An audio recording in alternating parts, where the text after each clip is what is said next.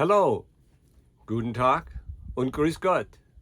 Today is Sunday, July 16th, 2023. And I'm sure it's July 16th. So for this session, I also have my wife here. My wife Marge is right here to keep an eye on me. But we have a special situation today, and we've had it all weekend, in that our air conditioning failed, and we can't get any service until tomorrow. So we've been trying to make it through without air conditioning for the last 3 days, and it's been interesting because this is the first time we actually had to make it through since we did get air conditioning. Um, but but we can't really complain a heck of a lot. The country is in dire straits right now with heat and so forth. And I'm looking at my thermometer here, and where we are located right now, within a mile of the beach, it's 73 degrees. And so maybe we don't have much to complain about. But nevertheless, the air conditioning is out, and so we're trying to make do. Kind of on a side is my wife really does need the air conditioning for her health, because she does have MS, and MS does not work well with heat. Not right, Mom? That's right. Okay. So it's really important that we get our air conditioning on as soon as possible. But let's just talk about climate change for a moment, because, it's all over the news. Oh, this is the hottest temperature the Earth has ever seen, in recorded history. And well, how long is recorded history? What? I don't know, 400 years maybe, or less. Yeah, it's like kind of nothing, So we don't know what convulsions, the planet had to go through in the past, and who knows what all was on fire that created all the carbon dioxide that is now in the purview of humanity, because we are the ones that human activity has increased carbon dioxide in the earth. And of course, carbon dioxide is a greenhouse gas, but cow farts are also a greenhouse gas, because methane is about 10 times the effect of greenhouse than carbon dioxide. And carbon dioxide is often sequestered in the plants and the rocks and the trees and all that kind of stuff. So, my guess is that it'll kind of balance out, but I'm not a geologist, so what do I know? So here we are. By the way, you're going to hear some interruptions here and there because I hear a crow outside, and we have the window open, because if we don't let the air in, then it gets really, really hot in here. Okay. So, as a matter of fact, I just look at the thermometer. Temperature is dropping. It's now 71, and in Phoenix it was 119. All right. Anyway, for some reason we have a crow here that loves our tree in front. So. Anyway, let's get to some of the important things in the news. I was going to do this chronologically, but maybe it's more important to do it. What is the opposite of chronological? Not chronological, right? From the back to the front. So we're going to start today, which is actually the newspaper is from the 15th. Today is the 16th. But the Wall Street Journal has the headlines. Curtain rises on Hollywood actors strike. So here we are. The actors in Hollywood are striking. Is this good? Okay. So, yeah. So now we had first of all, we had the writers walk out, right? What else walked out? I think it was just the writers. But we also had a strike by the culinary workers, if I'm not mistaken. So that's going on. So right now we're really strike happy. And when the temperature's hot, tempers get hot. So there is that. So how does it affect us? Well, it'll probably have a tremendous effect because much of California's economy is actually dependent on what happens in Hollywood and all of the businesses that are related to it. So this is going to be serious, and this is the first actor strike since what, like 1980 or something like that. 60, I think. Wow, so even later. But in any case, it doesn't happen very often, but now it's happening. And well, so let's look at the issues, and they're really kind of tough. The issues are, I'm not sure that's even about money right now. What it is about, because, they're hauling in money like crazy, right? Um, but it is about the work. And AI is threatening to take their jobs. And so now what they want to do is figure out how they can still work and how they can stem the tide of artificial intelligence in their business. And I have to say, maybe you agree, maybe you don't, but I think artificial intelligence, especially, makes the entertainment industry vulnerable. I mean, we can basically exist on cartoons that read the news, right? Maybe, good-looking cartoons, well-dressed, that kind of thing. Of course, that's what we would want. But I wouldn't be surprised. And as a matter of fact, I'm just wondering, when the first robot will show up to give us the weather report. And who will be the first weathercaster that will be replaced? Do you think it'll be Al Roker? Maybe not. But anyway, maybe, because I have a feeling that the first robots that are going to strut out in the scene, they're going to be feminine robots, and they're going to be, as the imagination of the human male dictates, be really rich in front and rich in the back and all these kinds of things. So anyway, we have to deal with this strike right now. And I don't know how we're going to deal with it, but hey. So as a matter of fact, the AI, the Congress is finally kind of tumbling to the fact that they need to do something about regulating AI.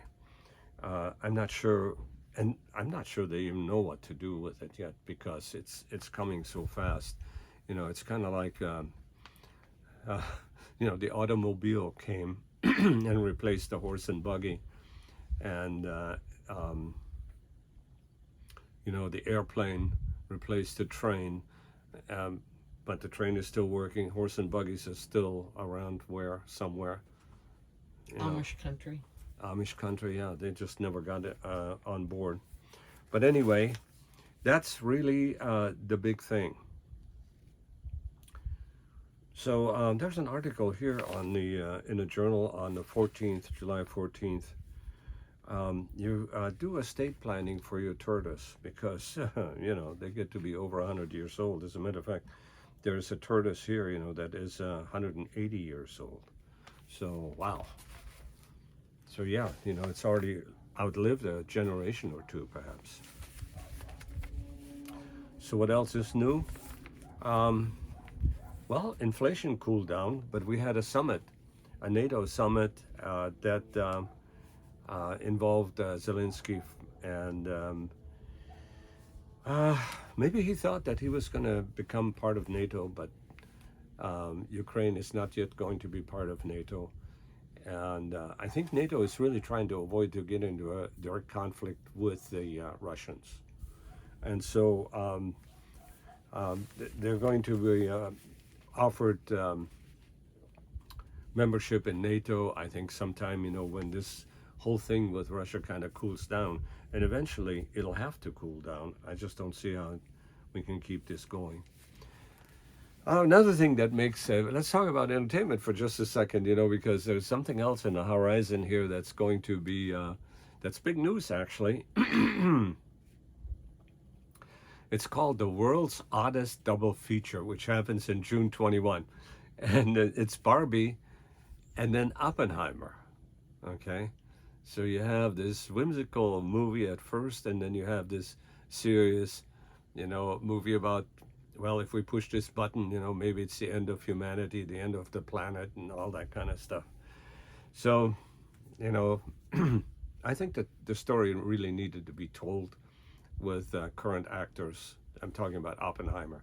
I'm not so sure about Barbie. I mean, this is it's going to be kind of whimsical, but this has a huge amount of attention because people are taking off of work, which is next Friday or something like that. People are taking off at work and they're planning, like a party, going to the Barbie and Oppenheimer movie, and they call it now the Barbenheimer or something of that nature, which is kind of funny. But that's a big deal, and so they're going to spend, sitting in their comfortable couches, for 5 hours or so. I hope they have some sort of break in between, because that's anyway. So the Barbie movie. What else we're gonna do? Well, climate change, of course, is still a big one in the headlines, and I've got a really kind of a funny but sad picture as well here. Vermont is really getting hit hard, and now Pennsylvania with floods, all kinds of disaster. People are actually in Pennsylvania. There are 4 dead. I guess they got washed away in the flood. But take a look at this picture right here. It says catastrophic flooding swamps Vermont, and this is kind of cool, And you see, there's a lady in a canoe, in a kayak, going to her mailbox. Well, that's pretty bad. Anyway, so Biden gets a royal welcome at Windsor Palace, as he meets with the King Charles. Charles the what? I can't remember. It's Charles the what, but it's King Charles. Anyway, there's finally it made the front page. Gang crackdown cuts record murders, and it's the story about El Salvador. And I've actually talked about this before, but if I'm not mistaken, there's a wonderful picture in here about the gangs. Well, I guess it's not in here anymore. Maybe not. Yeah. Oh, there it is. Yeah. So take a look at this. They arrested something like 60,000 gang members. And here's how they're being treated. This is really something.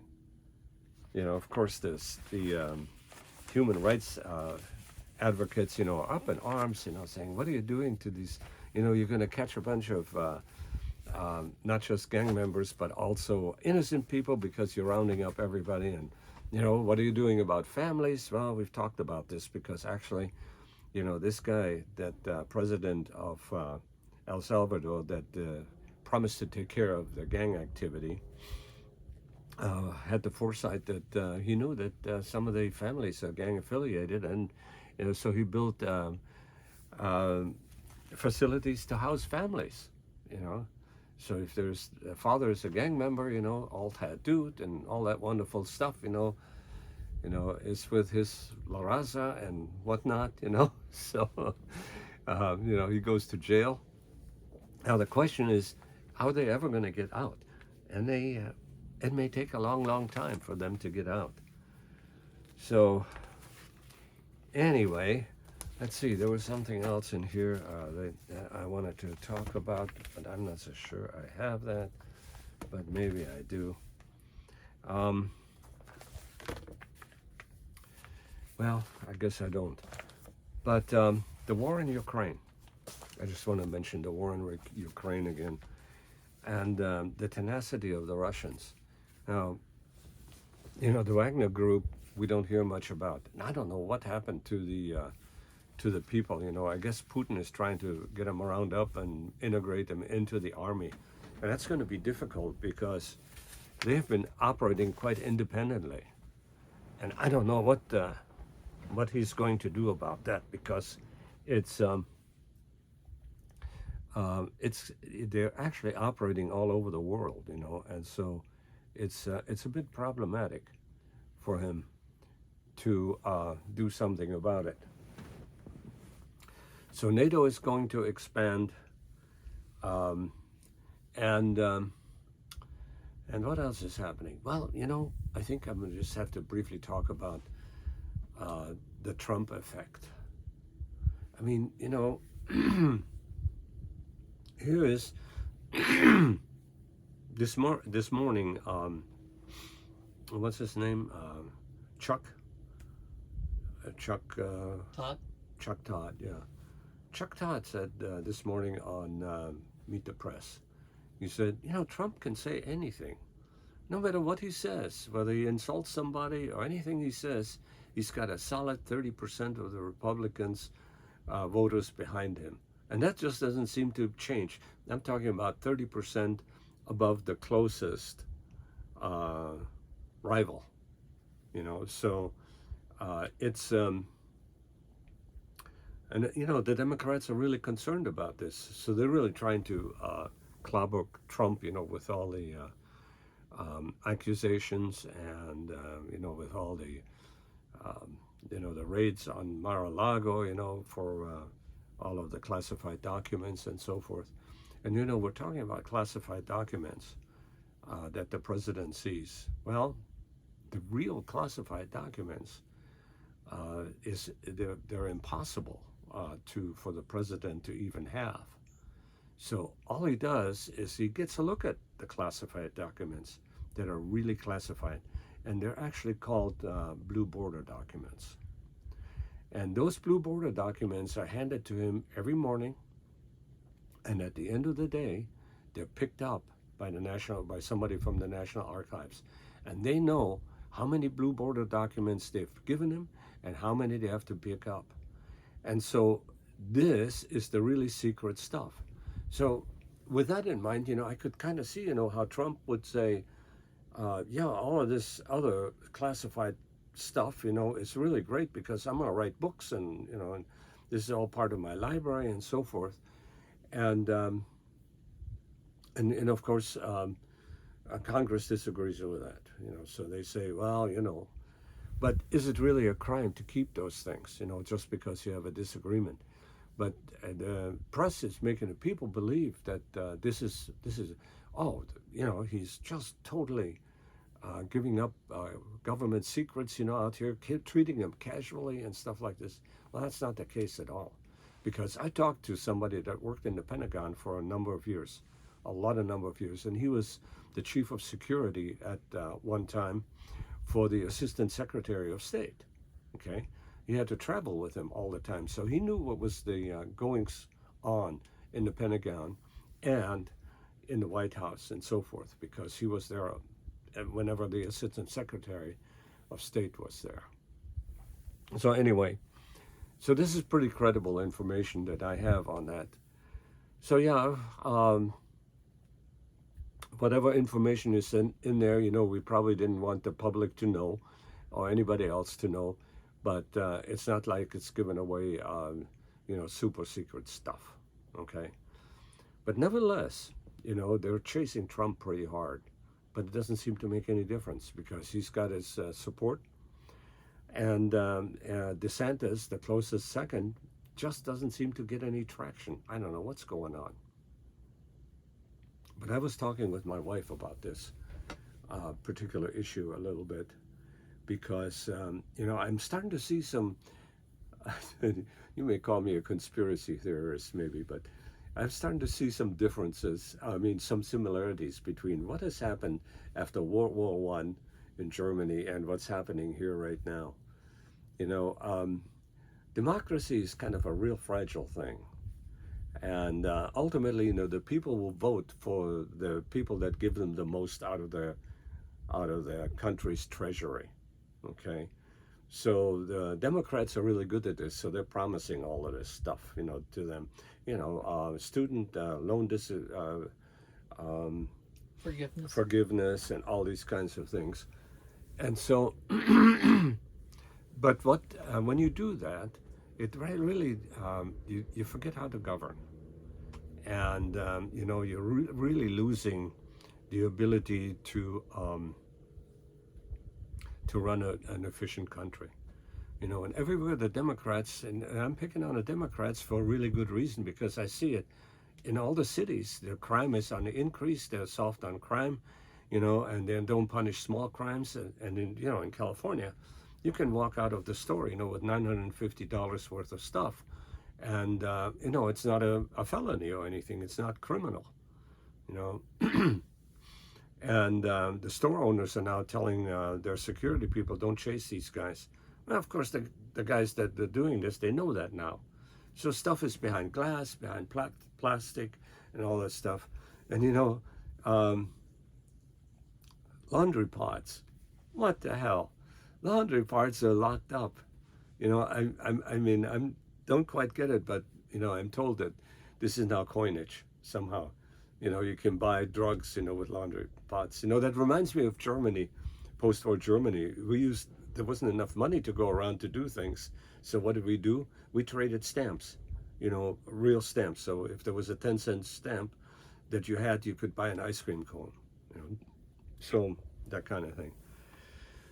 Oh, what are the similarities? Well,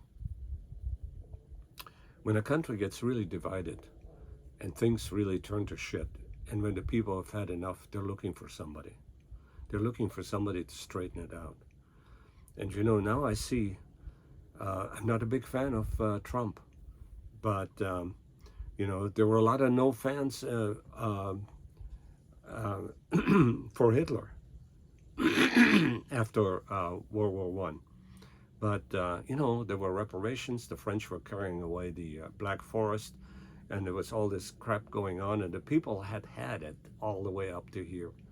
And so when Hitler came around and says, I'm going to fix this, he started to gain some traction, and we all know what eventually happened, and some guy like Trump, and I'm not sure that he's the guy, but some guy will come around when we've had it up to here, and fix it. And when that happens, potential really bad can happen, okay? It's so unlikely that we'll get a dictator, but I tell you what, we can get somebody really powerful with huge amount of public support. And when that happens, the boot goes on the necks of the guys that actually invited that condition. That's what happened in Germany. The Russians were just waiting for Germany to become communist because they were hoping that with that they're going to turn all of Europe into communists, and that the Russians are going to rule Europe because they were the first ones with Lenin, Trotsky. They were the first ones to really be kind of successful. But they really needed the Germans to get on board because, without the Germans on board, you can't have Europe, so. And we had Rosa Luxemburg, she is touted even now in our schools as this heroine, of human rights and everything, but she was a communist through and through. And she was working on overthrowing the government, the provisional government that we had, after the Kaiser had, basically abdicated.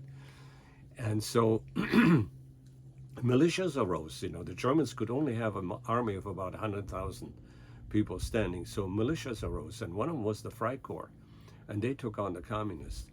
And that's what helped Hitler to come into power. And then Germany prospered. Life was good. We had a purpose and all that kind of stuff. And then the perceived threats from the countries around them and so forth. Germany wasn't really trying to take over the world or anything. But, there was this song that they were singing, Heute gehört uns Deutschland und morgen die ganze Welt, But, you can kind of get overcome with this. But, America is a big enough country that if they get a guy, something like Hitler, in charge, they really can take over the world, And what a disaster that'll be for dissent or anything else, But democracy seems to have had this thing built in, that it's destructive, because you give the people access to their country's treasury, and then when they start to deplete it, and then inflation happens, and all kinds of bad stuff happen. Well, I'm hopeful that none of that will happen. That we kind of come to our senses. And it's actually been helpful, that we now have an enemy. With this thing in the Ukraine, has really solidified NATO to a large extent. So I think, I don't know whether I have anything else. Mom, how about you? Did I do okay? Yep. Did okay. Okay, with that, I bid you farewell. Auf Wiedersehen. Servus. And we must infect the universe with us.